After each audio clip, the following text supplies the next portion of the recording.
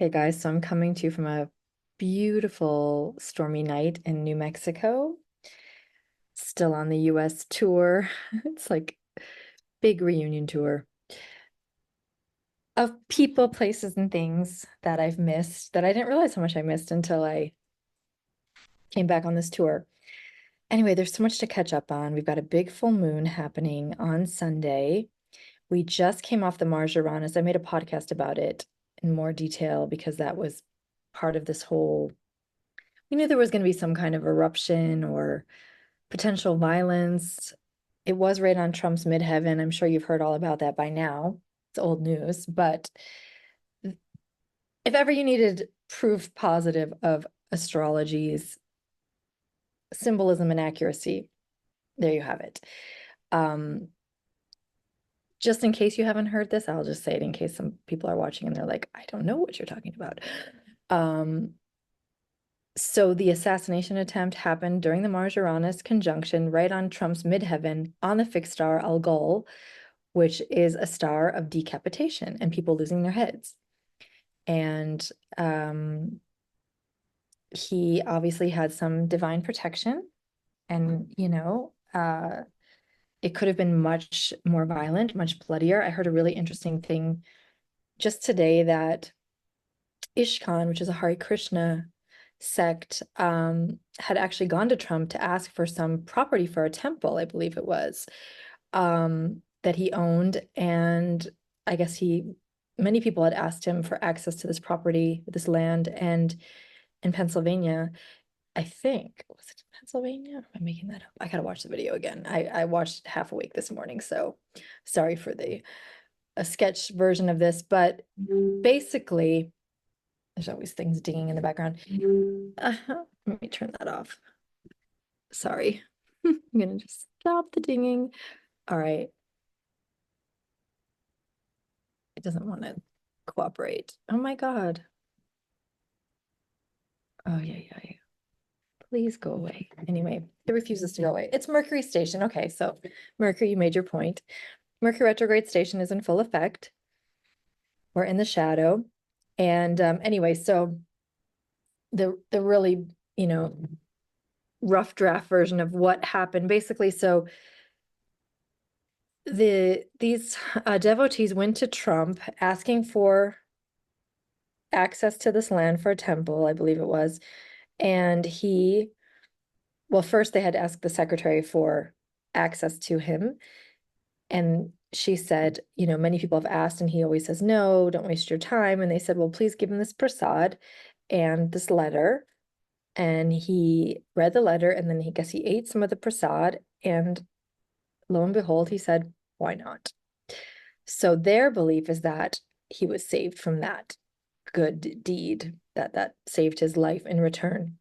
Maybe he's done other good deeds that we don't know about. I mean, as Amma says, even a broken watch tells the correct time twice a day. So whoever we're saying is bad, or whoever's the villain, whoever's good or bad, the higher perspective is to see them in the light and to not demonize, It's so easy to demonize. Anyway, I'm trying to get comfortable in this chair, which is very uncomfortable.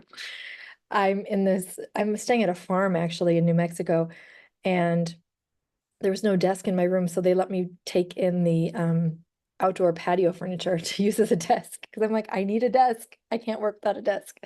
So a desk is everything. Anyway, okay, so back to the astrology. So we've got basically full moon building up, conjunct Pluto. Now, this is the last full moon that we're going to have joined Pluto. Now, if you follow sidereal astrology, Vedic astrology, it's the last full moon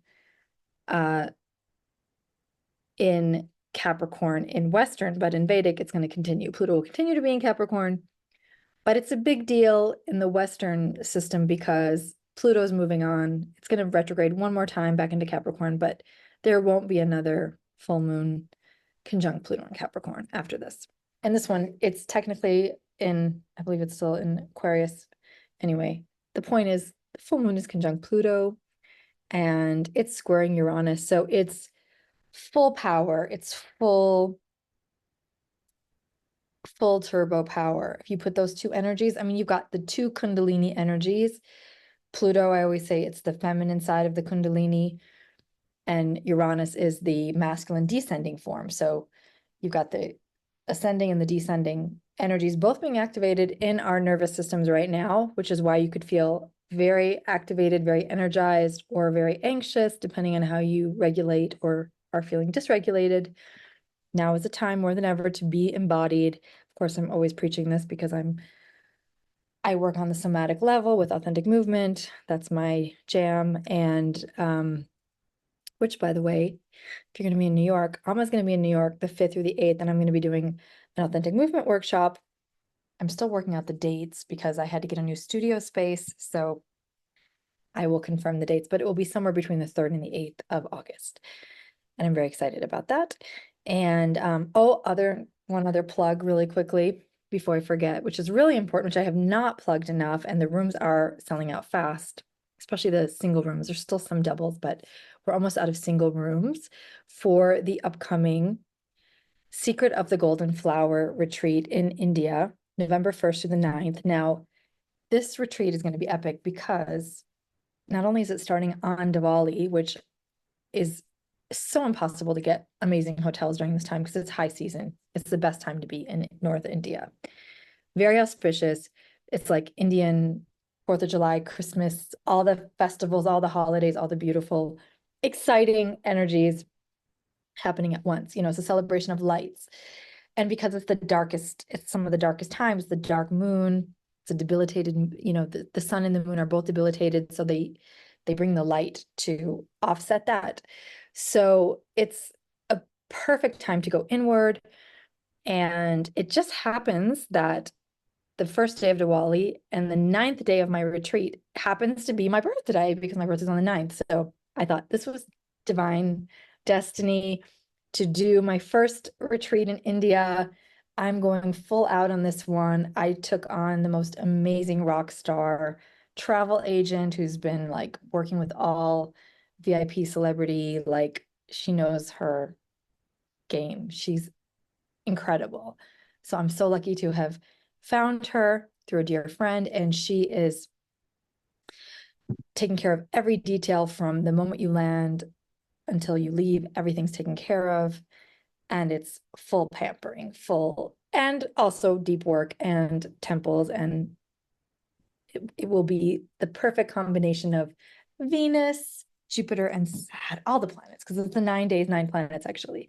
But my orientation is always to bring in a lot of beauty. As you know, I love beauty. I try to pick the most special, unique, but gorgeous, inspiring, artistic places. And I have really curated this retreat with so much love and places, as you probably, if you follow me on Instagram, you see I'm obsessed with beautiful hotels, but places that have history, character, and soul, most importantly. They have to have soul. So these are all iconic, award-winning, some hotels going back to the 1700s that we're staying at. Anyway, and it's inspired by this powerful Neptune in Pisces finale. Like we're having Neptune, you know, is getting so deep. He's at the as I'm making this video, he's at the last degree of Pisces. And we're going to have Saturn moving into Pisces soon. So it's in sidereal. Neptune just moved in actually in sidereal into Pisces. So he's in both systems in Pisces. He's the last degree in Western. I know it's confusing. I'm speaking two languages. They both work, and it's so hard for me to give up the beauty of the Western system because we have such gifts as the outer planets, which are extremely valuable, and the asteroids, which I love. And Lilith, by the way, in Western astrology is in Libra now, very powerful. She's in the Hasta Nakshatra. She's right on my Mars. I love Lilith. And I've been carrying around this totem owl. Like this owl keeps coming to me. I had one in Paris and I lost it and I was devastated. But I found another one in Sausalito. So beautiful. It's important to have these totems and these, you know, sacred objects, especially when you're traveling. I make sacred altars wherever I go. Anyway, so you're invited for the Secret of the Golden Flower. It's like a Jungian fairy tale meets dream India retreat. and it starts in Delhi, where we have our first night with the puja for Diwali. We're going to dress you up in saris, and it's going to be amazing. And then we're going to move into Agra to see, of course, the Taj Mahal in the morning. We're going to make it really epic, not touristy, not typical. And then from there, we're going to move on to my favorite, Jaipur, where you have all the beautiful design, and you have also beautiful temples and the best of everything. It's like an artist's dream. And then from there, it gets even better because we go to Udaipur, my other favorite place on the lake. Also, so many artisans, so much beauty, the Aravalli Hills. It's just incredible. So I cannot wait. And you can get all the details on my website. I will post that below. And then other news is my class this Saturday, which is a lot of what I'm going to be talking about in this video, the Dreams or Nightmares on the Sea, to help you really delve into your Saturn and Neptune. Oh my gosh, this is okay, it's still recording. Your inner Saturn-Neptune archetype in your horoscope, because more than ever, we have to become conscious of how these two energies are working together in our psyche, because they're dancing together for the next year until they meet up and conjoin next July. So in the meantime, what's happening is there's a dialogue going on, whether you're conscious of it or not. And it's like you have a choice. I've been saying you can either choose Xanadu or the Inferno. And really, we can't choose because we're having to straddle both realms. And that, my friends, is a very tricky course to navigate. How do you hold both? How do you live in both realities? Because that's what we're living in. So we're living in some kind of Xanadu thing with that Neptune and Pisces, and we're living in the Inferno with Pluto and Capricorn. And all the wars and all the hell around us. And yet there's so much beauty and there's so much sweetness and there's so much to be grateful for. And there's a lot of miracles. There's a lot of synchronicity happening. And I'm hearing about beautiful things that happen to people every day.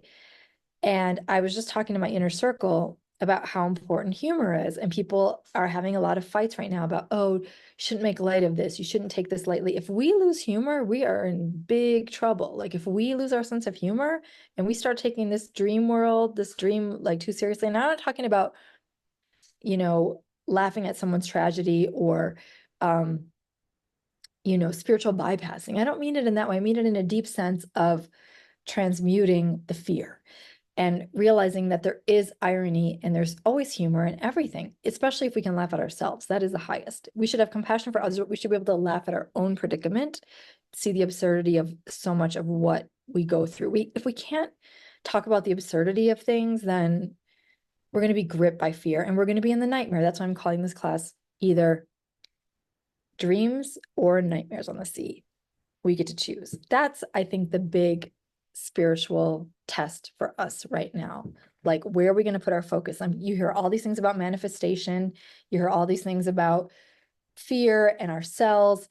And like I said in my podcast, if we have 84 billion cells and just one of those 84 billion cells is more powerful than the sun, then why are we underestimating our power of choice and our power to change the world through our energy, through our frequency, vibration? I've been personally testing out, because I've been traveling so much, I've been exposed to so many viruses, and I don't have a routine. I mean, I'm not like I'm certainly not a poster child of healthy habits by any stretch of the imagination anyway, but traveling, forget it. It's so hard to take good care of yourself and to maintain your immune system because you're constantly being challenged and you're bombarded with all kinds of new things, airplanes, all the places where you could get sick constantly. I've been in big crowded halls, airplanes, airports, everything that all the things that can make you sick. And what I've been experimenting with for my immune system to change my immunity is frequency. Playing, those of you who know me, besides all my multiple beverages of all the things I love, which bring me joy and happiness, which also raise the frequency, is that I play these immune boosting solfeggio frequencies almost all the time. I'm surprised I don't have one on now. I almost have them. Well, it's because it was raining, and that's like its own frequency, which is so beautiful. I love the sound of rain. Desert rain. Oh, there's nothing more beautiful. So these frequencies, I swear, I've been on the brink so many times. I've been on the edge so many times where I'm like, oh no, I'm getting really sick. I'm getting really sick. And I've been exposed to people who have COVID, like having full dinners and conversations with people who have COVID.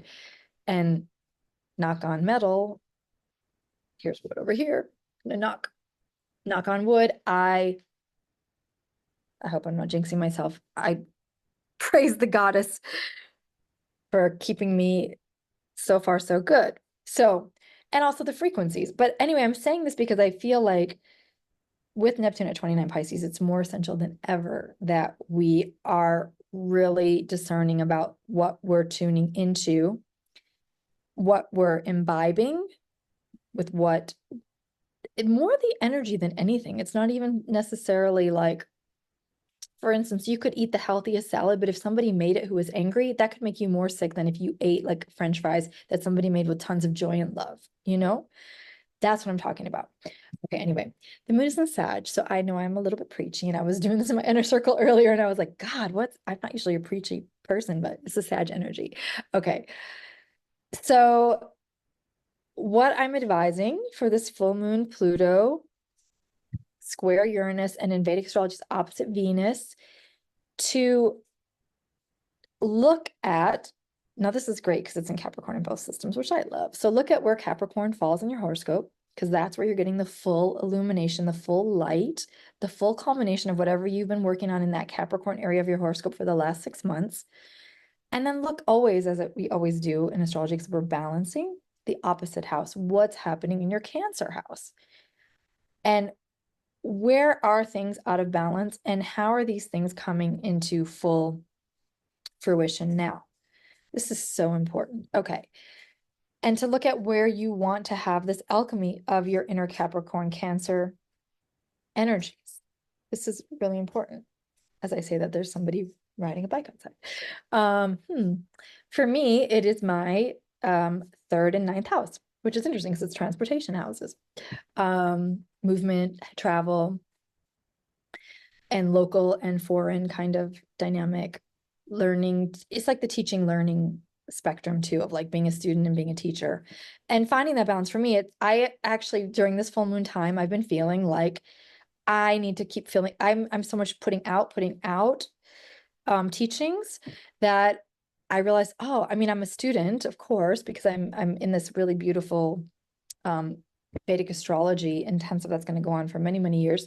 But with other things too, I've been like, I want to fill myself back up and read things that I haven't read in a while. And I'm just craving that, books. I actually reunited with many of my books that were once upon a time in a storage unit, then at a beautiful kindred sister's house who generously has housed my books for me during this time. So I got some of my books back and reunited, the ones I really needed for this time. And it's exciting to reunite with them. Anyway, so this, just to give you an example of how to apply the full moon. So look at those houses and how they're having a dialogue right now. And at this workshop on Saturday, November, oh my God, I'm thinking of my retreat. July 20th, this Saturday at 1 p.m. Eastern time, we'll delve deeper into the archetypes of Saturn and Neptune. So what I would just say as a preview of that is that Saturn is how we learn about our relationship to time, or our lack thereof, our time management issues. Saturn's always cranking that out in our face, like that feeling, not enough time, or I've wasted so much time, or where has the time gone? Or why am I repeating the same patterns? Or why am I stuck? Why are things not moving forward? Why can't I get past these obstacles that just feel relentless and feel like no matter what I do, I'm just back at that same challenge, that same limitation, or that same weakness that I have that I struggle with. And we all have something. So you're not alone. We all have something in our life, in our being, that is an ongoing challenge that we have to have a lot of patience for ourselves about. Okay.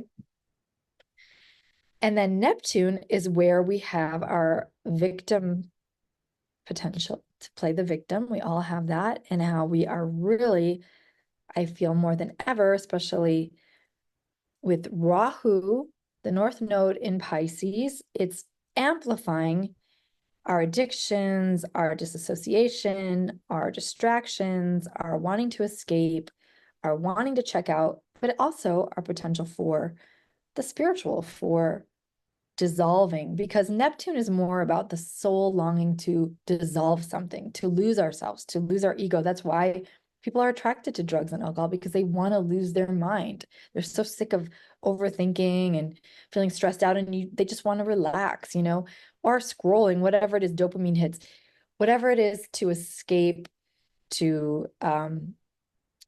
leave the chatter of the monkey mind. So